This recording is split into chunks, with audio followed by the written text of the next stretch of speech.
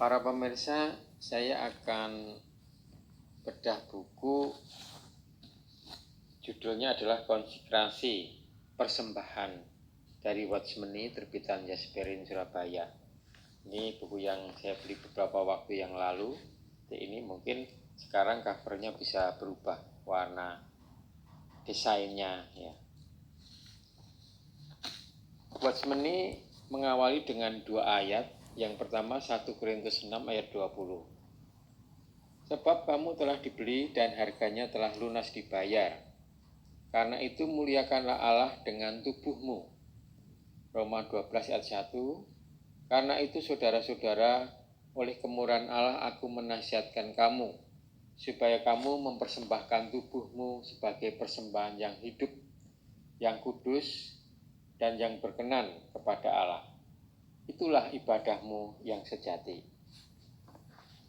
Sebelum kita masuk beberapa hal, Watchmeni mengatakan bahwa bisa atau tidaknya seorang berkonsekrasi itu dapat dilihat dari baik tidaknya keadaan ia diselamatkan. Mengenai konsekrasi ini dalam Perjanjian Lama, di Kitab Keluaran pasal 28 dan 29, Kitab Imamat pasal 8, membahas bagaimana Harun bersama sekeluarganya dipersembahkan atau ditahbiskan atau konsekrasi. Sekarang kita memasuki hal pertama, apa sebenarnya yang menjadi dasar konsekrasi seseorang itu kepada Allah. 2 Korintus 5 ayat 14-15, sebab kasih Kristus menguasai kami, karena kami telah mengerti bahwa jika satu orang sudah mati untuk semua orang, maka mereka semua sudah mati. Kristus telah mati untuk semua orang, supaya mereka yang hidup tidak lagi hidup untuk dirinya sendiri, tetapi untuk Dia yang telah mati dan telah dibangkitkan untuk mereka. Ayat ini mengatakan bahwa sebagai anak-anak Allah, kita telah dikuasai oleh kasih Kristus. Jadi yang menjadi dasar konsekrasi adalah kasih Kristus. Dia telah mati bagi kita karena kasih-Nya, maka sekarang wajiblah kita hidup bagi Dia. Selain berdasarkan kasih Tuhan, konsekrasi juga berdasarkan hak Tuhan. 1 Korintus 6 ayat 19-20 mengatakan bahwa kamu bukan milik kamu sendiri, sebab kamu telah dibeli dan harganya telah lunas dibayar.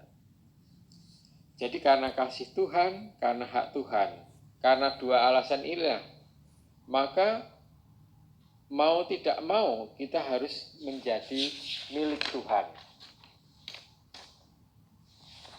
Sekarang yang kedua adalah mengenai arti konsekrasi. Konsekrasi atau ditahbiskan, pentahbisan, itu berarti menerima jabatan untuk melayani Allah. Jadi artinya konsekrasi adalah menerima jabatan untuk melayani Allah. Yang ketiga soal orang yang berkonsekrasi. Ya. Kita lihat Bani Israel ada 12 suku. Dari 12 suku itu tidak setiap suku bisa menerima pentahbisan. Allah hanya memilih satu suku, yaitu suku Lewi. Bilangan 3 ayat 11-13. Di antara suku Lewi pun yang dipilih hanya keluarga Harun yang bisa menerima pentahbisan. Sekarang bagaimana dalam Perjanjian Baru?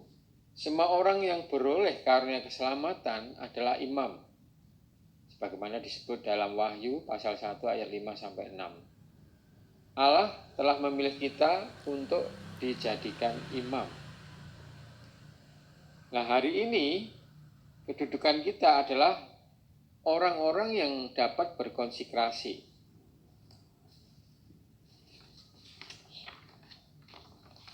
Sekarang hal yang keempat adalah mengenai jalan konsekrasi. Bagaimana jalannya? Di dalam Imamat pasal 8 ayat 14 sampai 28 itu mengisahkan tentang seekor lembu jantan, 2 ekor domba jantan, dan sebakul roti. Untuk korban tebusan dosa, korban bakaran, dan korban pentahbisan. Mengenai korban penebusan dosa, orang yang sudah beroleh selamat berarti telah menerima penebusan dosa dan telah menjadi milik Tuhan, bisa berkonsekrasi. Kemudian mengenai korban bakaran. Korban bakaran ini membawa orang dosa ke hadapan Allah dan diperkenan olehnya. Juga berarti korban bakaran adalah Tuhan sebagai bauan wangi yang diperkenan oleh Allah. Melalui korban bakaran ini Allah berkenan menerima kita. Kita tidak saja mendapat pengampunan demi korban penebusan dosa, kita pun mendapat perkenan demi Tuhan Yesus. Kemudian korban yang ketiga, korban pentahbisan. Setelah seekor domba jantan itu disembelih, masih perlu menyembelih yang seekor lainnya. Setelah aku diperkenan oleh Allah di dalam Kristus, kini aku harus mengakui bahwa darah telah menyisihkan aku bagi Allah. Telinga, tangan, dan kakiku bagi Allah. Milik Allah. Telingaku harus dipakai untuk mendengar suara Allah. Tanganku harus kupakai untuk bekerja bagi Allah. Kakiku harus kupakai untuk berjalan bagi Allah. Nah, di dalam korban pentahbisan setelah pembubuhan darah ada korban timangan. Setelah domba jantan yang kedua disembelih dan darahnya dibubuhkan, diambillah paha kanan domba beserta lemaknya. Di samping itu diambil pula roti dari dalam bakul. 1 roti bundar yang tak beragi, 1 roti bundar yang diolah dengan minyak, dan 1 roti tipis. Ya. Semua itu ditaruh di tangan Harun untuk ditimang-timang di hadapan Allah. Kemudian ditambahkan ke atas korban bakaran serta dibakar habis. 1 tangan Harun penuh sehingga tidak bisa memegang benda lain kecuali Tuhan. Inilah konsekrasi. Kita harus datang ke hadapan Tuhan dan melihat bahwa seumur hidup kita hanya menempuh satu jalan, yaitu melayani Allah. Kita dapat berkata kepada Allah, "Ya Allah, aku kini milik-Mu. Aku ini orang belian-Mu. Dulu aku mengharapkan di bawah meja-Mu remah-remah roti yang terjatuh. Namun, saat ini aku ingin melayani Engkau. Hari ini aku memilih melayani Engkau. Aku telah diperkenan bersandarkan Tuhan. Sekarang perbolehkan aku mohon belas kasih-Mu. Kiranya karena Tuhan, aku diperkenan mengambil bagian dalam perkara yang mulia, yaitu melayani Engkau. Tatkala banyak orang diselamatkan, Engkau tidak melewatkan aku. Engkau tidak membiarkan aku, Engkau telah menyelamatkan aku juga.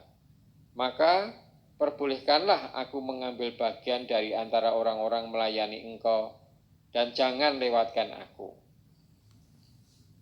Di dalam Roma 6 mencantumkan persembahan anggota tubuh. Ini sama seperti pembubuhan darah pada telinga, tangan, dan kaki. Di Roma 12 mengungkapkan persembahan seluruh tubuh. Ini sesuai dengan ungkapan yang berbunyi, tangan penuh dengan Kristus. Sekarang hal yang kelima, yaitu tujuan konsekrasi. Apa sebenarnya tujuan dari konsekrasi itu?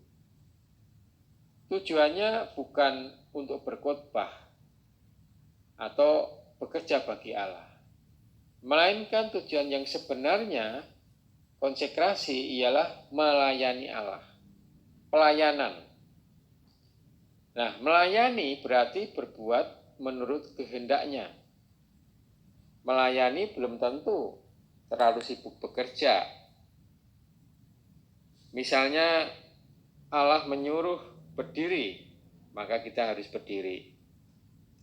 Kalau dia menyuruh berdiri di samping, kita harus berdiri di samping. Dia menyuruh berlari, kita harus melayani. Inilah yang namanya melayani. Jadi, konsekrasi bukanlah melihat berapa banyak orang memberi sesuatu kepada Allah. Tetapi konsekrasi adalah kita telah diperkenan di hadirat Allah dan Allah mengizinkan kita melayani Dia.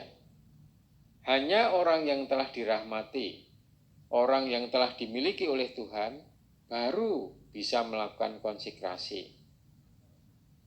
Kita bukan meminta orang melakukan konsekrasi, melainkan memberitahu orang. Ada sebuah jalan yang memperbolehkan kita melayani Allah. Selain Allah mengizinkan, barulah orang bisa menjalani konsekrasi. Konsekrasi berdasarkan rahmat dan kemurahan Allah. Kita mendapatkan hak sebagai hamba Allah. Dan ini merupakan satu kemuliaan yang paling besar dalam seumur hidup kita. Puji Tuhan, dialah bedah buku yang sedikit ini namun dapat membuka wawasan kita, bahkan hak mata hati kita untuk kita datang kepada Tuhan berkonsekrasi. Amin. Tuhan memberkati kita semua.